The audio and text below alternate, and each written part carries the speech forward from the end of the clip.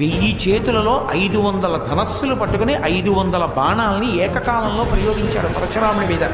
అంత గొప్ప యుద్ధంలో ఆ కార్తవీర్యార్జునుడు వేసినటువంటి బాణములన్నింటినీ కూడా పడగొట్టడమే కాకుండా కార్తవీర్యార్జునుడి 1000 చేతులు నరికేసి ఆయన కంఠాన్ని నరికేశాడు. కార్తవీర్యార్జునుడు చచ్చిపోయాడు.